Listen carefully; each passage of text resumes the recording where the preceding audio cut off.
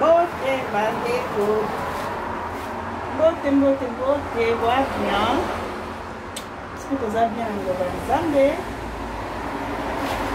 Vous avez bien le Zambé? Ah, nana birbis. Nana birbis, hein? Quand c'est la bis, c'est la autobus, là en haut, birbis. Nana birbis, non, c'est la birbis. Oh, ma télé. Comment même tu l'es? Nana birbis, na vandi na kati ya birbis. Nazozela bis eleka ekoma na kota na kendele koni bakiendaka kaka pana biso to atongo banzeko tongo makasi na bino mingi bozala bien zamba batela bino bien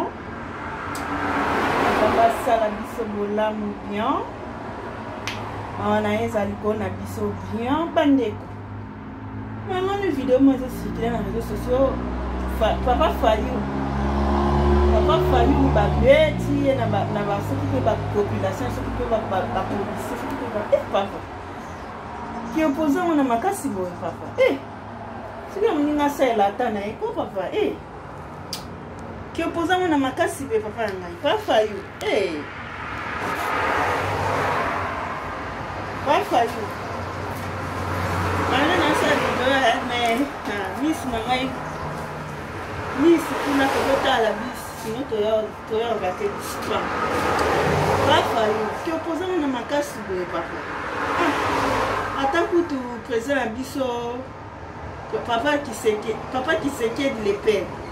Attends qui opposant, il y a président Mobutu. Mais abandon que non, il faut que non boutin. Batali de pesi bazali na kwena bango bando sai na makamna bango na limete wana biso ku ba mkie ngaku mwa mkie batali de pesi seri ya fati le père bandaki ko manifester ba marche na bango na limete mais bata fayu lo faso pe bo kendelele ki opposant mo pe bien hein siko yo futur président. Si vous avez un bilamba, un mot de cohésion, un mot de vidéo, un chemise et pasuki, un mot de comme un coffee, un mot de vimbiso et long, un mot qui président mon fait. Et ça a peine, moi l'india qui président mon fait, ça a peine, n'habitez, papa Fayulu. Tenu que maintenant encore, tu vas nous faire à explorer ta naïe, papa. Papa Fayou, tu vas nous déranger l'époque à Mouninga. Tu vas nous déranger l'époque à Mouninga. C'est la élection, ce qui élection et comme il pembe ni au bando ça va camper ba campagne na yo bando ça va propagation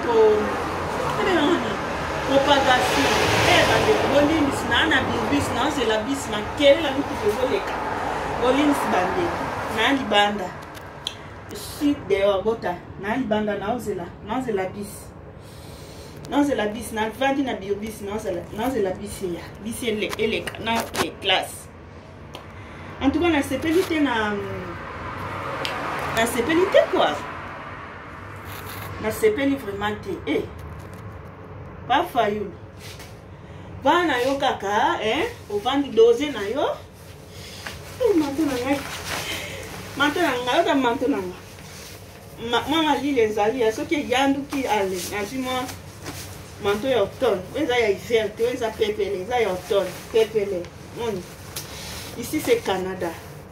Tu vas dans Canada. Ici c'est Canada. Oh, manteau beaucoup en biseau, il y a automne, il y a hiver. Tout le monde est allégé. C'est un hiver. Manteau. Et lourd. Au fond, dans ton melon, tu vois, mani. Papa Fayou. Dosé nanou, tika fati béton assez là, époque nanou. Mon. Soto comme na area. Maïmi, tu vas bien.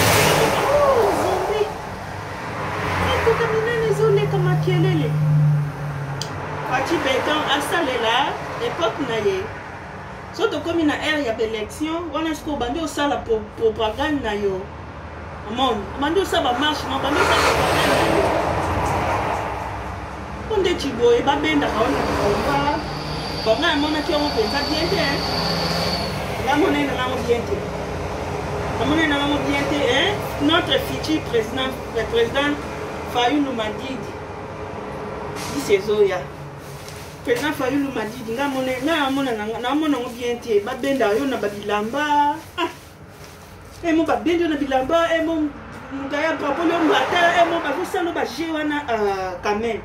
Wa futur président bako sala bon monter papa quand même hein bako sa bon monter aux futur président c'est pas gentil vana na onanu na maba marche na mike vana na yo nanu soki ba check élection et commis pour être bandu ça ba propagation na yo wana o livre nous surtout élection nous surtout a ça ba propagation kina modèle wana ba bando benda ka lokwa mo mtie bon bien kande ko bisi na tiens en pause, on continue après. On a bien té. Pas Fayoulou Madidi. Pas Fayoulou Madidi. Comment on a? Pas Fayoulou Madidi. On a bien té papa doser nan. Eh, ça bien. Et ça bien té. Po, comment là ça comme tamutu. L'obita mobi ma président. Au mon akaba bimi c'est le ba vidéo de bando bendo na bilamba respect zate. Hein papa? Respect zate. Le petit temps comme président, allez bah comment on là bah vidéo des bandeaux zipo bambata, des bandeaux bendo na bilamba non. C'est pas bon papa. Doser na on a mais papa. Au doser na on a nous. Tu vas dans ça là aux salavana. Tu vas Fati Béton à explorer Tanaï. Fati Béton à jour na Tanaï. Fati Béton à enjoy. Fati Béton à enjoy na Tanaï. Tout le monde a équipé pendant 18 ans et à présent, il Kabila. Il était à l'aise, tout mon côté, à tout faire. Tout le monde a équipé pendant 32 ans et à présent, il maréchal. Il était à l'aise. Il était très à l'aise. Tout mon côté, à tout faire. Tu n'en as pas besoin de mourir. Si papa Manu, il y a un système où il y a étouffé l'époque à Mounga. Yango bazo saluer ba manque de respect. Yango kuta na ba manque de respect parce que c'est pas gentil. Un futur président. Vous saluez mo chindi qui est mo bendie koto yo. Et mo bendie na moni vidéo na ka ba bendie na chemise penda. Papa on pas linga ba lin, alingi na ba pembe Fayoulou. Pas Fayoulou. Olinga na ba pembe. On t'a propre, ce moment là la table la chemise à peine ba sengi la pembe on t'a propre. On t'a propre papa félicitations. Olingi pembe makasi. Na vidéo na mon ba bendi président ko, futur président RDC ba bendi chemise et pas ce qui c'est pas gentil. Oh non monsieur soyez mbata, c'est pas gentil. Dodo kolo papa dodo kolo, tu kana Fati Béton à explorer Tanaï. Wa za idée nanga Miss Elongation en direct du Canada Québec. On les a idées nanga dodo kolo papa dodo kolo soki comme na élection à Rio on va dire propagande na yo on va dire ça la campagne na muta ko tout faire c'est normal toi na ta élection mutunyo su ana droit ça la propagation mutunyo su ana droit ça la campagne mutunyo surtout tu vois papa.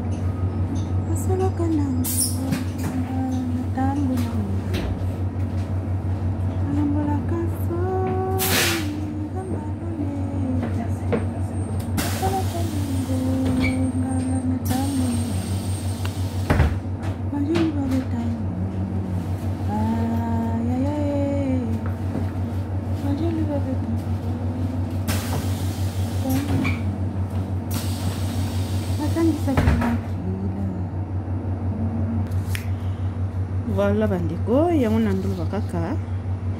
Eza mabe makas un peu de respect na futur président de la RDC. Un peu de respect faut ça bien. ponde bozo bendaka ebongo non eza kitoko te eza respecté kabino mo pe ba congolais un jour soit comme président bobimisela sous ba vidéo na nde bobando bwaka ye na se nde bobanda kubenda ye nde bobanda koswana na ye bobimisela yango un peu de respect bopese quand même respect malgré azolité ozala président malgré quand même bopesa ye respect pesa la ka bien soka sali ba marche na ye azui autorisation te bozala na ba manière nini obokoki ko sala quand même respect surtout na njoto ko benda ye bozo tindike kuna non c'est pas gentil ils ont vraiment respecté parce que aza opposant na droit ya osala bongo parce que il fait les choses au opposant basalaka yango aosala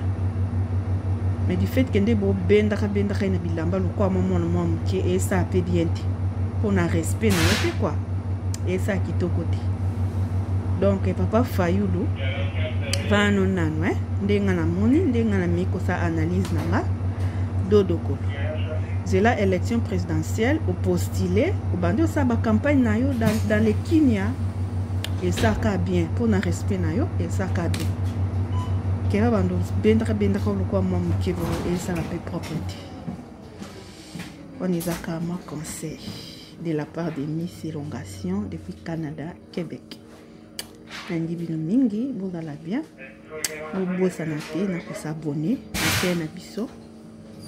na chaîne na bino Miss Elongation boyemi ba vidéo bo commenter et ça la biso ka bien toi vraiment na poser soutien na bino et ça la biso ka bien ba mbote na ngai na ma sœur babi famille zaka obota ni tata mama tata nde tukutani beto comme famille la queen mayulu motema papa Gelor depuis Dallas bambote na nga na yo bambote na nga na mama Raisa Pindi motema papa Pindi depuis Londres bambote na yo bambote na nga na papa Dido Ningoli Mabela depuis Maroc.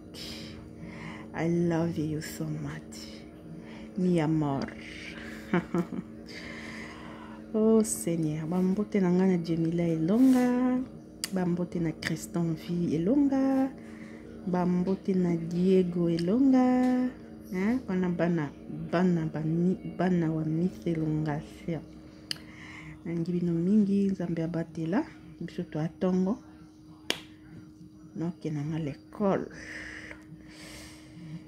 C'est pas une analyse au moment parce que na sepelité na ndebo ça président Fayulu ils a bien été un peu de respect et ça va bien na kasi biso atongo na nakacha autobus na tamno babis na biso poto nde makambo babis na biso na nakacha autobus na kena ma classe bozala bien nzambe abatela nzamba bomba bino na se na lipata na kembo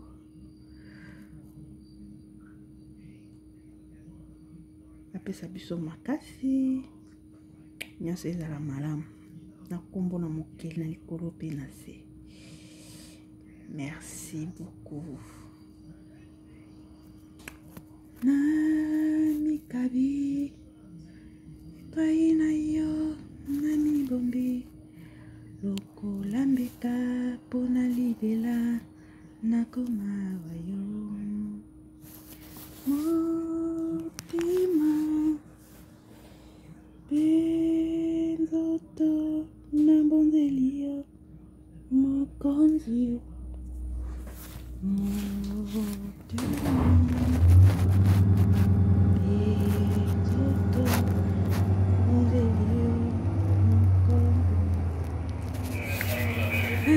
Pekinya muteme tondi nesengo Mutonga bumoi nanga Nikola libanga ya kale Nanya ya ipai naya Agungalo nindimoko Déterminant les 25 destination rue Gilutien, boulevard Parent.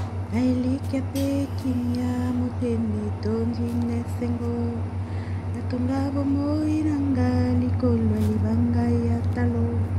Bisous, bye.